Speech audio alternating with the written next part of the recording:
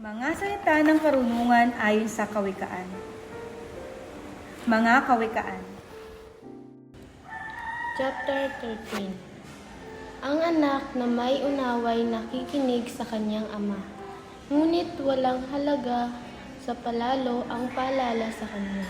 Natatamo ng mabuti ang bunga ng kanyang kabaitan, ngunit ang ninanasa ng masama ay puro karahasan.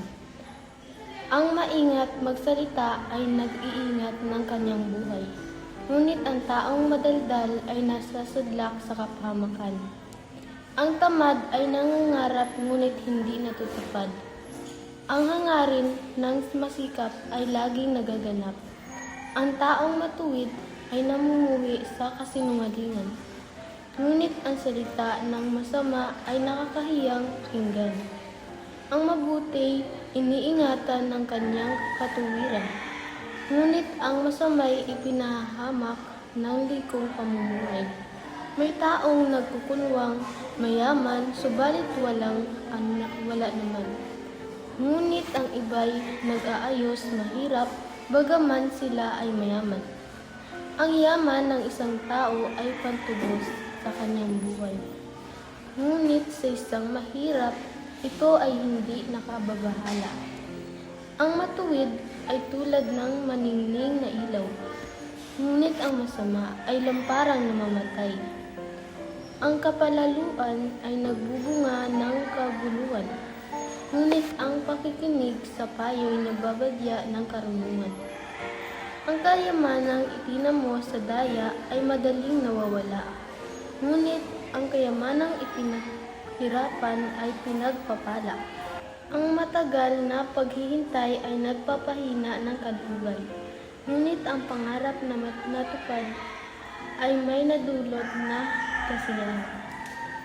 Ang nagwawalang bahala sa payo ay naghahantong sa sariling kapahamakan, ngunit ang nagpapahalaga sa utos ay gagantimpalaan.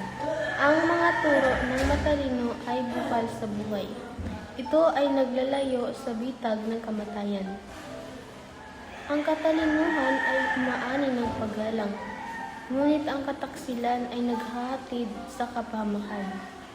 Ang katalinuhan ng isang tao ay nakikita sa kanyang gawa. Sa kilos ay nakikilala ang taong walang unawa.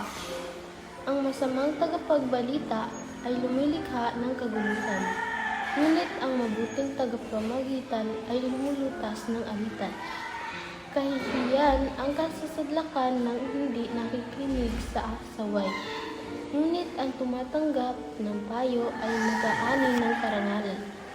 Ang pangarap na natupad ay may dulot na ligaya, ngunit ayaw iwan ng masama ang kasamaan niya. Ang nakikisama sa may unawa ay magiging matalino, ngunit ang kasama ng mangmang ay masusuong sa gulo. Ang hinaharap ng masama ay kahirapan sa buhay, ngunit sagana ang pagpapalang sa matuwid ay naghihintay. Ang matuwid ay nag-iiwan ng pamana hanggang sa kaapu-apuhan, at sa matuwid na uuwi ang naipon ng isang makasalanan. Ang bukid ng mahihirap may pangakong kasaganaan, ngunit ito'y nasasayang dahil sa kawalan ng katarungan. Mapagmahal na magulang, anak ay dinidisiplina. Anak na di napapalo, hindi mahal ng magulang. Ang matuwid ay sagana sa lahat ng kailangan, ngunit ang masama ay palaging namang nagkukulang.